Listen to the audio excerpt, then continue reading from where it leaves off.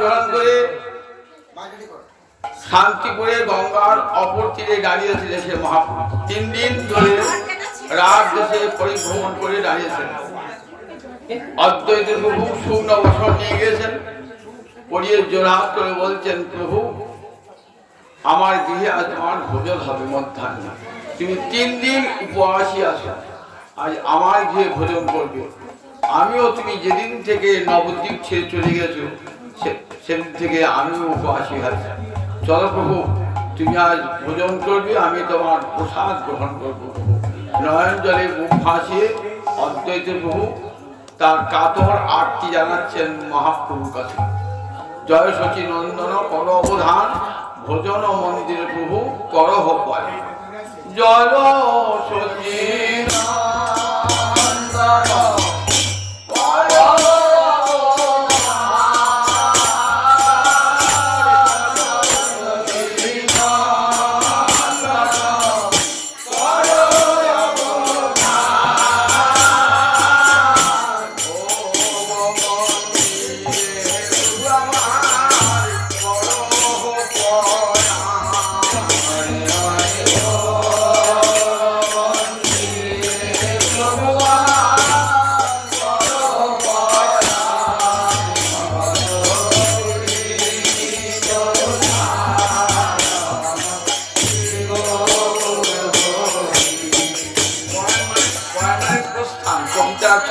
পয়ান হয়েছে। পয়ান মানে প্রস্থান করো, আমার ভোজন মন্দিরে তুমি চলো প্রভু বলছে। বিনয়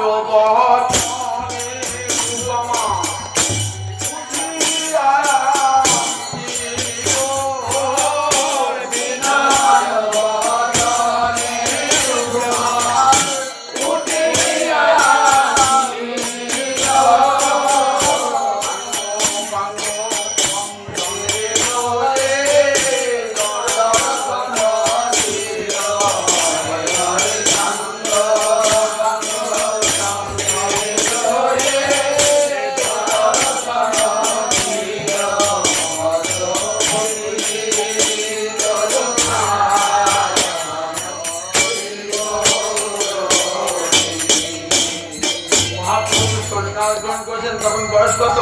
24 বছর। আর অদ্বৈত গুরু বয়স তখন কত? 50 বছর বেশি।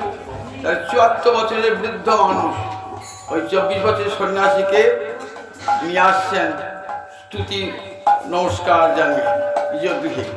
যখন আনছেন দেখুন আমাকে বসতে দেখুন, বসিতে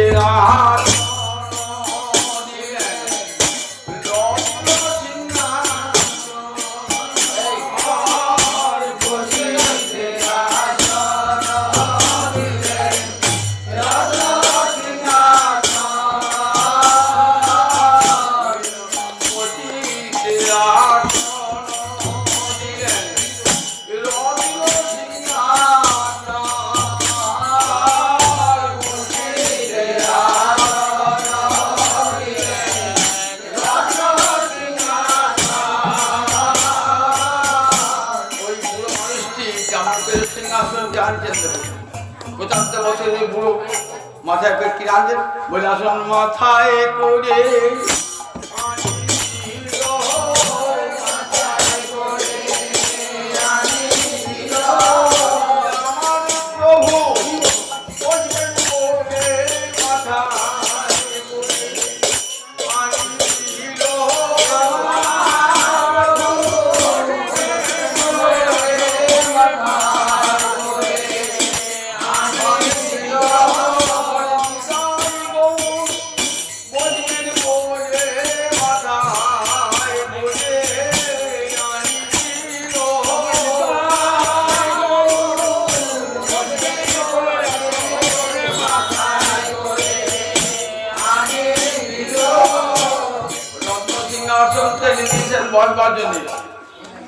দিয়ে বলছেন, প্রভু এই রত্ন সিংহাসন তোমার বসার মতো যোগ্য নয়।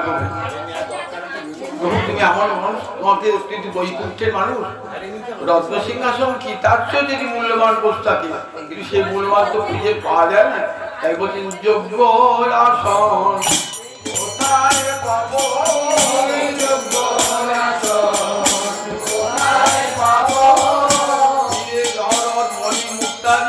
তৈরি করলো তোমাকে বসিয়ে সার বিদ্যা ভোগ। তা আমি কি করি জানো, আমি হৃদয় আসন পেতে দিলাম রে, হৃদয় আসন পেতে দিলাম, আসন পেতে রেখেছি, হৃদয় আসন পেতে রেখেছি, হৃদয় আসন পেতে রেখেছি,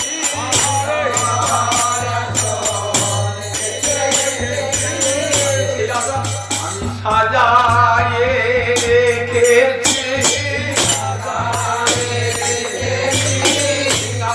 ঠাকুরকে বসাতে গেলে তাকে গঙ্গা জল দিয়ে ধুতে হয়, ফুল দিয়ে সাজাতে হয়। তো তার সিংহাসন, হীরা সিংহাসন যে পেতেছো, কি দিয়ে ধুয়েছো?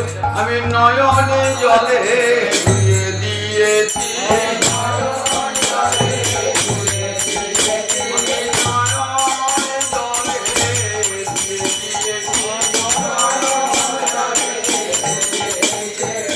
তোমার জন্য কথা সিংহাসনে আমি নয়নে জলে ধুয়ে দিয়েছি, তোমার জন্য কথা সিংহাসনে নয়নে ধুয়ে দিয়েছি। মন খুলে সাজিয়েছো, আমি অনুরাগ পুষ্প দিয়ে সেই হৃদয় আসনে সাজাইছি, এই অনুরাগ পুষ্প দিয়ে আমার প্রভু বলে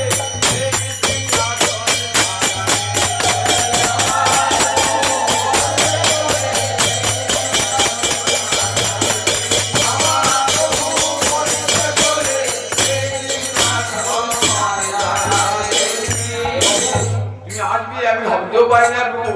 তাই আজ আমার কেমন আদি আমার সুপ্রভাতে,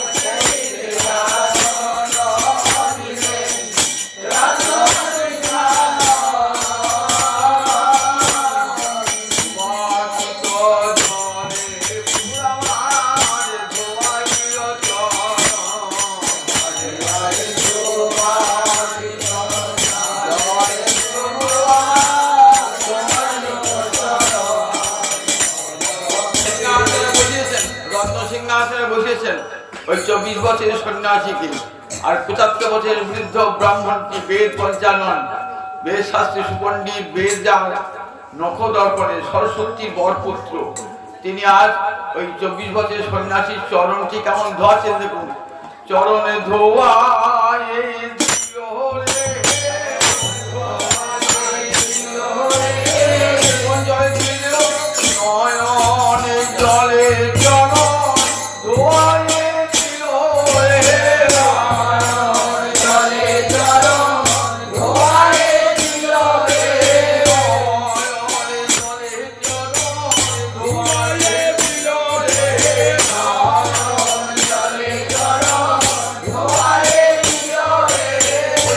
নিত্যদিন কে হয়? কমলা সে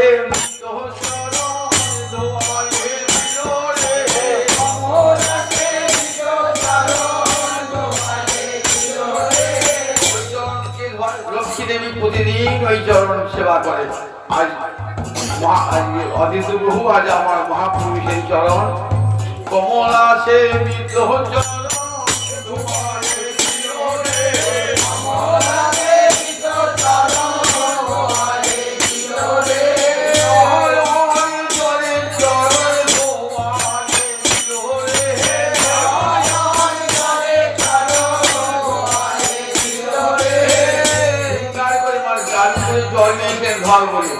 জল লাগলো না ভিঙ্গারের জল ভিঙ্গারে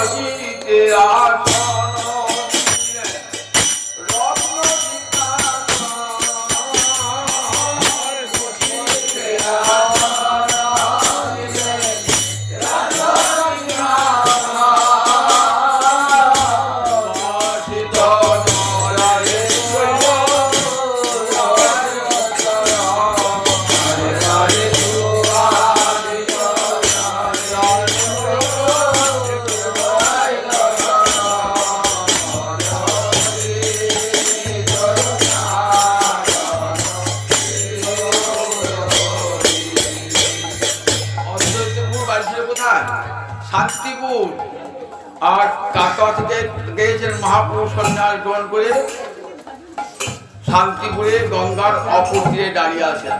সেখান থেকে এসেছেন মহাপুরুষ শান্তিপুরে অদ্বৈতপুর মন্দিরে ভোজন হচ্ছে।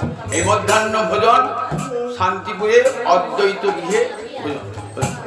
আর শান্তিপুরে কেমন শুনেছেন মহাপুরুষ এসেছেন সন্ন্যাস গ্রহণ করে।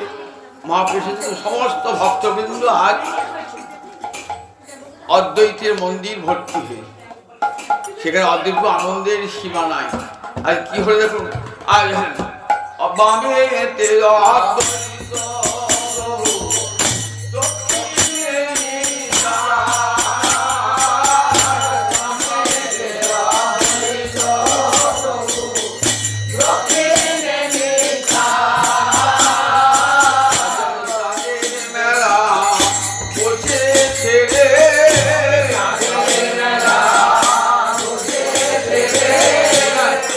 শান্তিপুরে অদ্বৈত ভবনে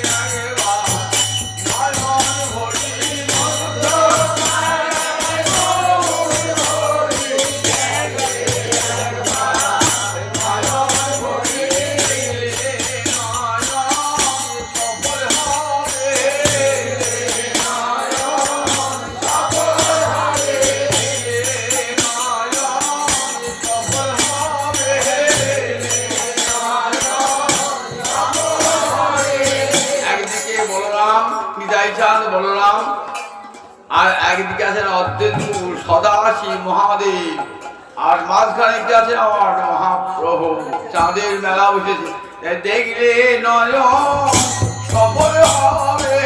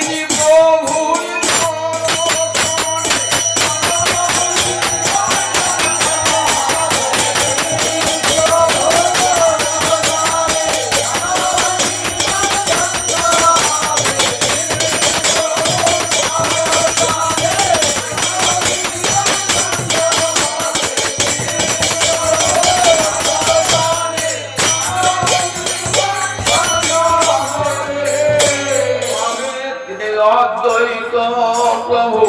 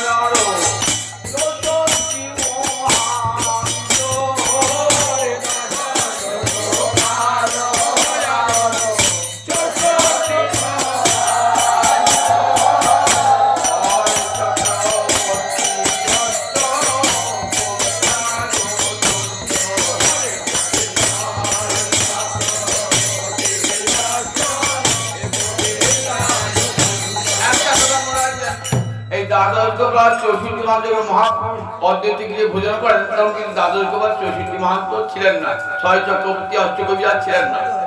এরা অনেক পরবর্তীকালে যখন এরা সব আচার্য শ্রীনিবাস দাদি গ্রামের শ্রীনিবাস আচার্য প্রভু পরিকর, পরবর্তীকালে ভোগের আগে এই কথাগুলো সংযোজন করা হয়েছে। শ্রীনিবাস আচার্যের পরিকর ওখানে বসানো আছে। দ্বাদশ গোপাল আর নিতাইচারের সঙ্গে এসেছিলেন দ্বাদশ গোপাল আর 64 মহান্ত মহাপুরুষ যারা পরিকর আর 6 চক্রবর্তী অষ্টকবিরাজ। এটি পরবর্তীকালে যখন মহাপুরুষ ভোগ হয়, সন্ন্যাসী ভোজন হয়, তখন এরা ছিলেন দ্বাদশ গোপাল।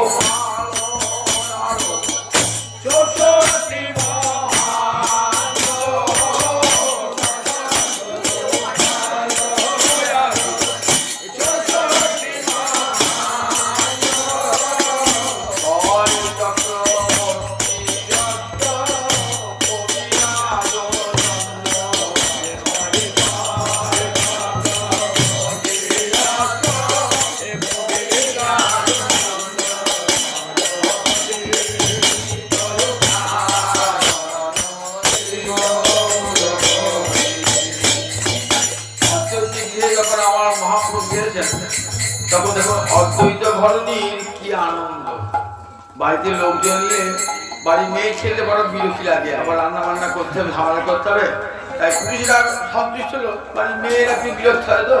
কিন্তু এখন অদ্বৈত ঘরণী আজ কেমন আনন্দ দেখুন, কারণ মহাপুরুষরা গেলে একা যাবেন না, সঙ্গে কত লোক ঢুকেছে, দেখে বাড়ির মেয়েরা খেপে যাবে, বাচ্চাকে রান্না করতে হবে।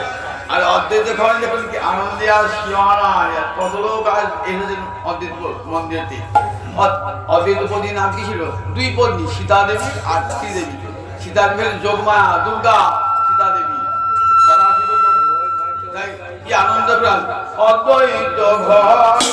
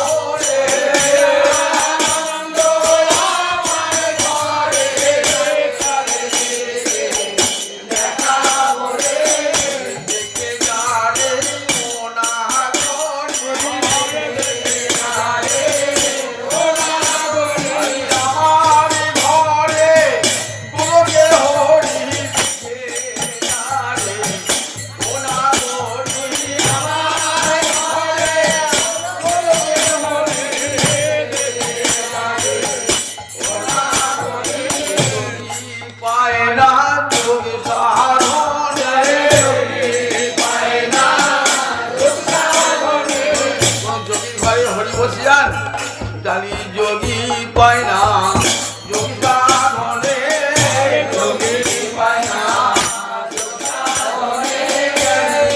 পায় না জ্ঞান সাধনে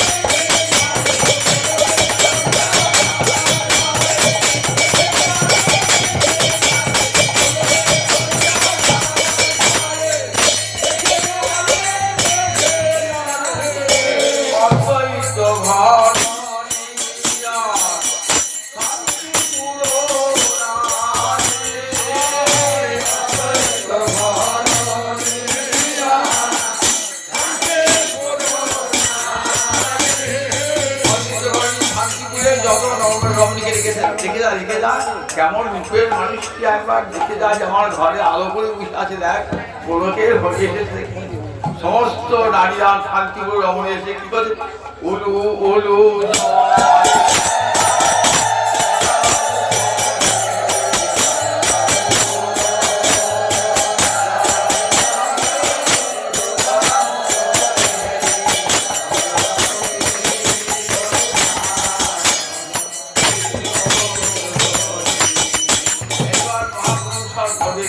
করছেন অর্ধেক নিয়ে স্বয়ং এই 75 বছরের বুড়োটি সব ব্যবস্থা করছেন মহাপুর। সন্ন্যাসী তো কোনো মেয়ে ছেলে হাতে খাবেন না, সন্ন্যাসী তো গৌর সন্ন্যাসী হয়েছেন তো, তাই অর্ধেক পুরুষ মানুষ সব নিজেই ব্যবস্থা করছেন। ভোজনের হল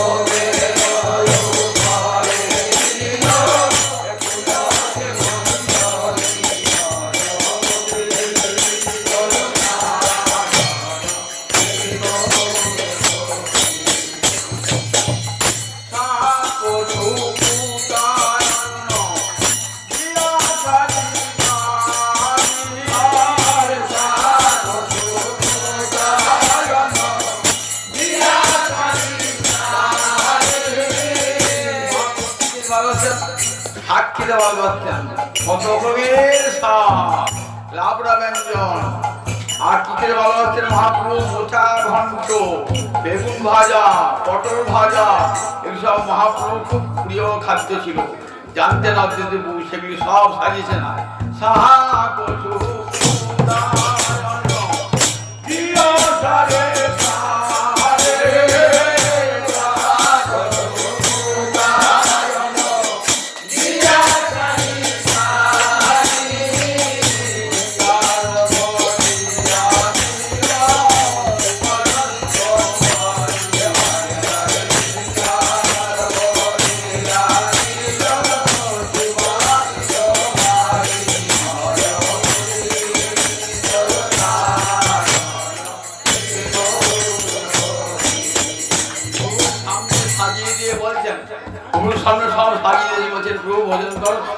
কিছুতেই দিবাব না প্রভু, একেবারে 56 ব্যঞ্জন 36 ভোগ নামি নামিলে সম্মুখে একেবারে দিবছেন প্রভু, কিছুই তো পারলাম না তোমার সেবার কি বা জানি, নাহি জানি নাহি আয়ো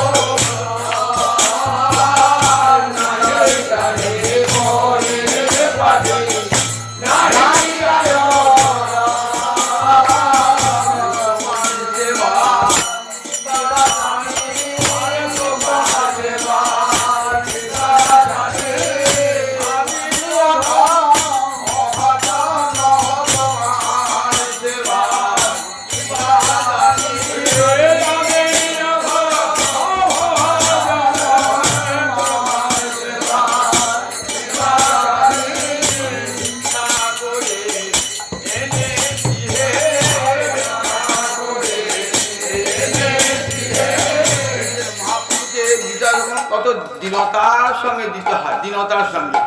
আমরা অহংকার করছি, এই করলাম সমুখ করলাম মহাপ্রায় ভোগ লাগলাম, অহংকার করি তো শেখাচ্ছেন অদ্বৈত ভোজনের পরিপাটি কেমন দেখুন। অদ্বৈত ভিক্ষা করতে যান নাই কিন্তু, কারণ অদ্বৈত সম্পন্ন গৃহস্থ ছিলেন, ভিক্ষা করতে যান নাই, কিন্তু তথাপি আমার সমস্ত প্রতি বছর আমি ভিক্ষা করে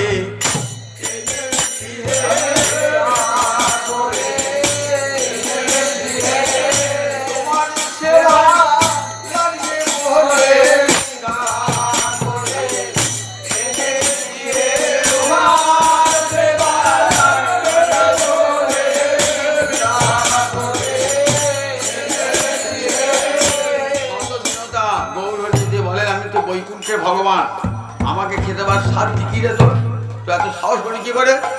এই মহাপুরুষ তাই অদ্বৈত বলছেন, আমি সেই সাহসে তোমায় দিলাম, সেই সাহসে তোমায় দিলাম, তোমায় দিলাম, সেই সাহসে তোমায় দিলাম। কোন সাহসে? তুমি সবরই ফল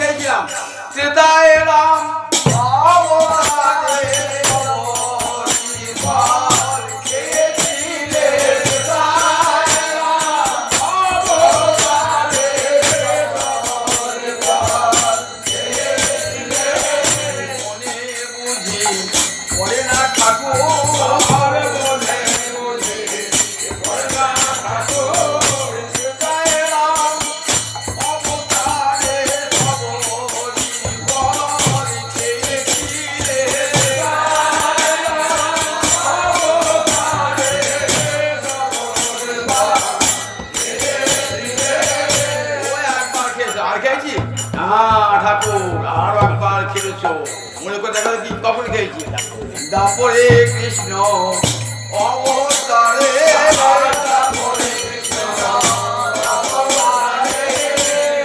বিদুরের ফুল খেয়েছিলে,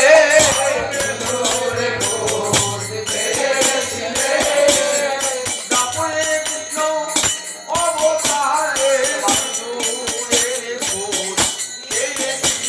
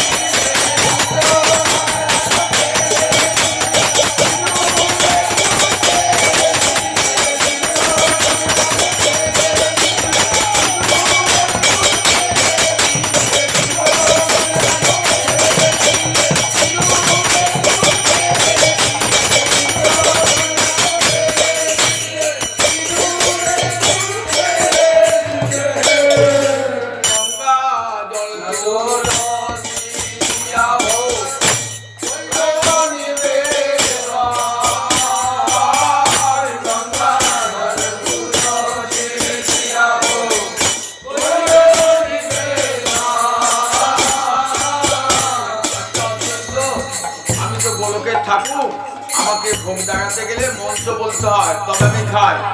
তার অদ্বৈত কি বলছেন, আমি মন্ত্র তন্ত্র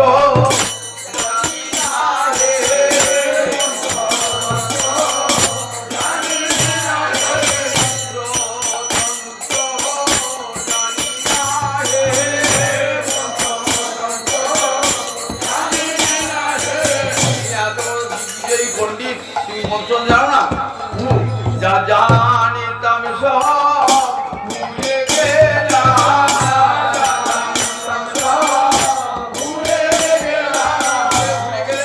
তোমার চাঁদ বদন মানে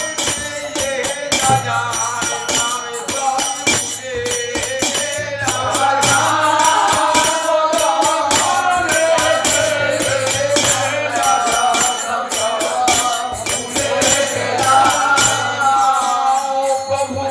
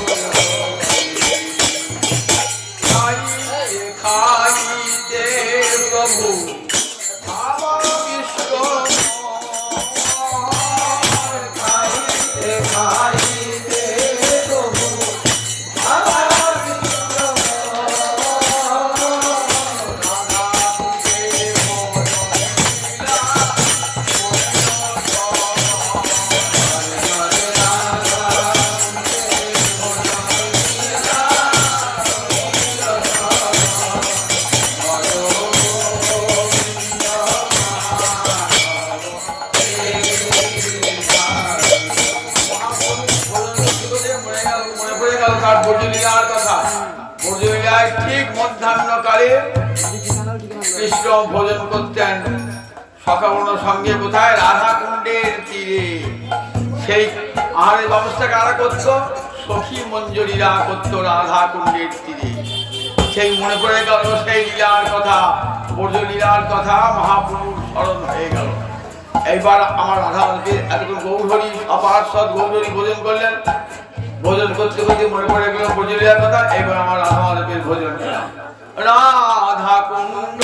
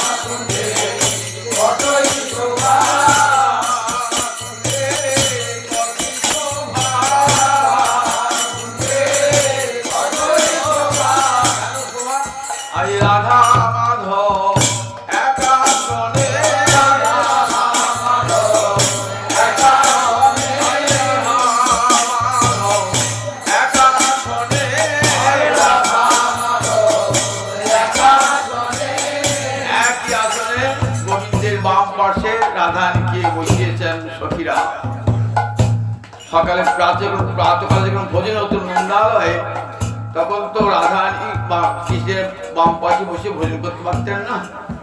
সেখানে শাশুড়িরা রয়েছে, মাটির স্থানীয় রয়েছে, লজ্জায় রাধারানী বসবেন কেমন করে? তাই তখন কি বলছে, কৃষ্ণ বলছে সকালের সঙ্গে দিয়ে রাধা নিজের রন্ধন করেছেন, যশোদা রোহিণী হাতিদের পরিবেশন করতেন, যশোদা রোহিণী পরিবেশন করতেন। সখীদের অন্তরে স্বাদ কি স্বাদ না, গোবিন্দের বাম পাশে রাধাকে বসিয়ে ভোজন করাবে। সে স্বাদ মেটাবেন কোথায়?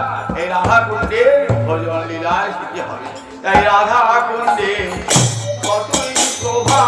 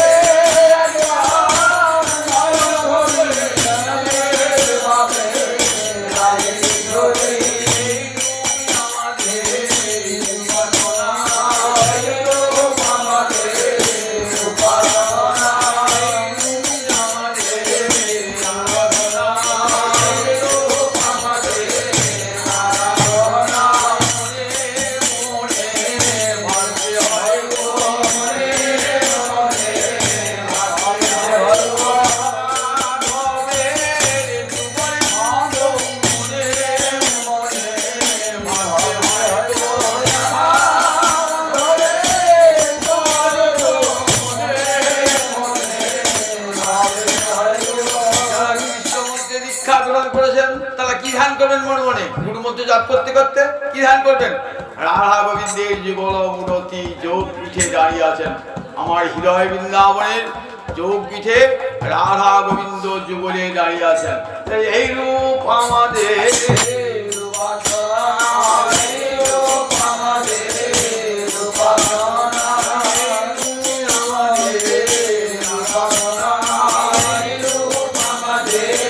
রাধা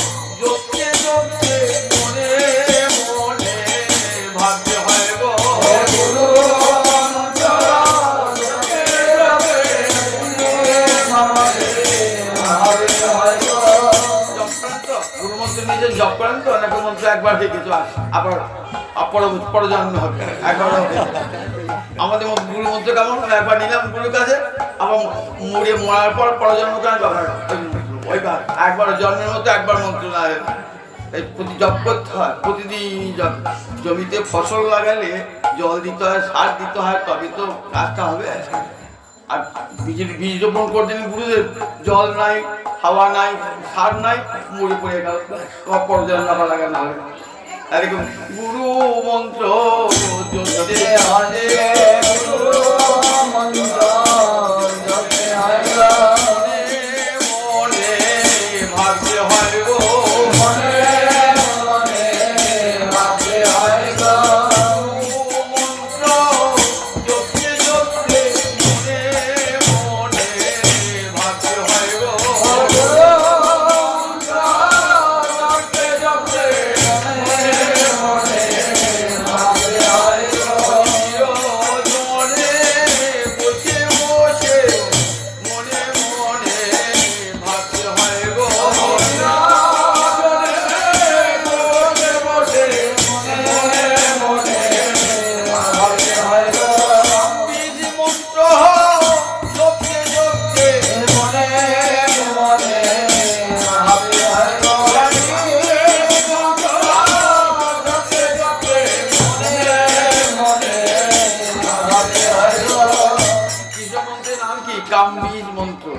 যে বীজ মন্ত্র জপ করলে কৃষ্ণ সেবার কামনা জাগ্রত হয়, সংসার সেবার বাসনা নয়, কৃষ্ণ সেবার কামনা জাগ্রত হয়।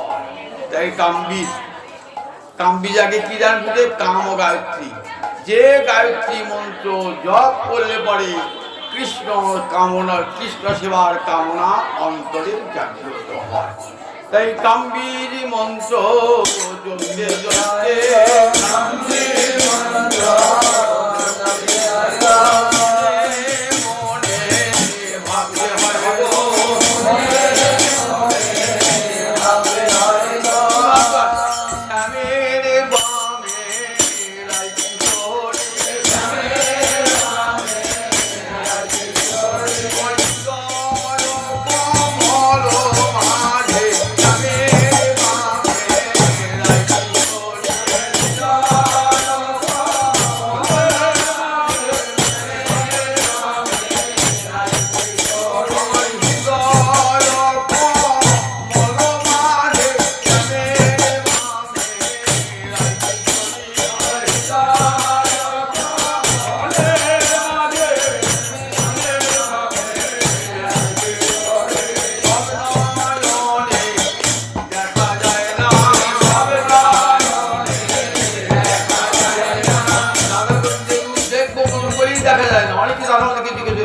তাকে দেখা বলে না, দেখলে পরে আর সংসার বাসনা জাগ্রত হবে না, এই কৃষ্ণ সেবার বাসনা জাগ্রত হবে। তারপর দেখানো সব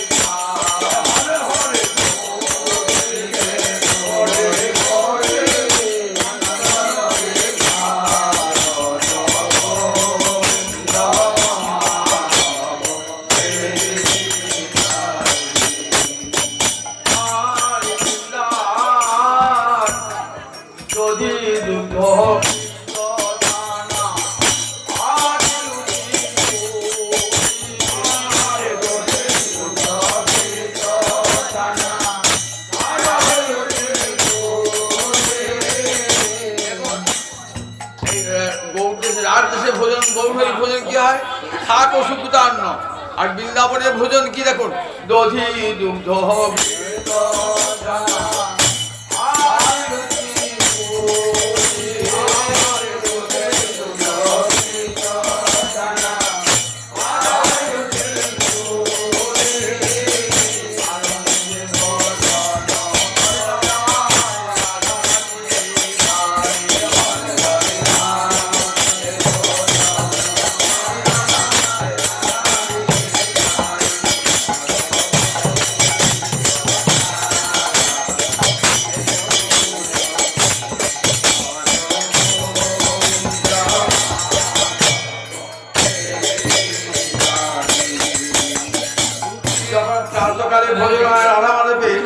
তখন কে পরিবেশন করে, কে সাজায়, মা যশোদা রোহিণী দুইজনে সাজায় সেখানে। আর এখানে কে সাজাচ্ছে, বৃন্দা দেবী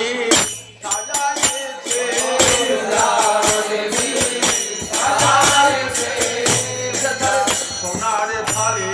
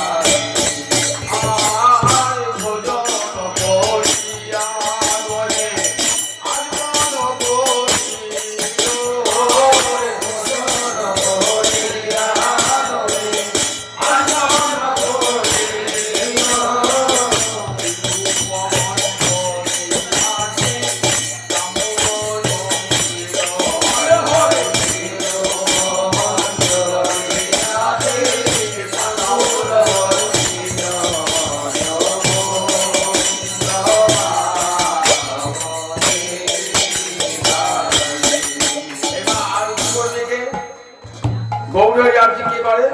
নরহরি। শিখণ্ডে নরেন সরকার তিনি কি ছিলেন? বুঝিলা মধুমতি। আর গৌরীরায় নরহরি। আর রাধাকুণ্ডে সেবা, রাধাকুণ্ডে আরতি করবি কে? রাধাকুণ্ডে করে সখী মঞ্জরি, কোনো পুরুষের কথা নাই। এই করবে সব সখীরা মঞ্জরিরা করবে। কে করবে? ললিতার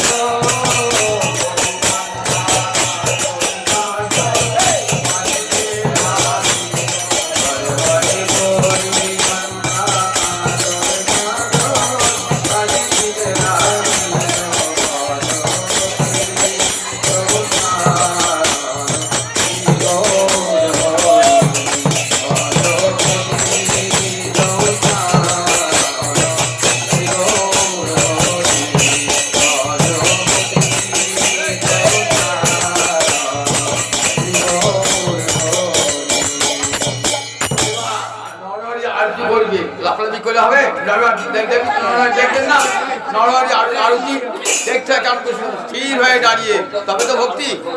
একটা ঘাড়ের উপরে একজন ঘাড়ের উপরে একজন মানুষকে মেরে দিয়ে আটকে যাবে। শুনুন গানটা শুনুন, একবার কথা। আরতি করে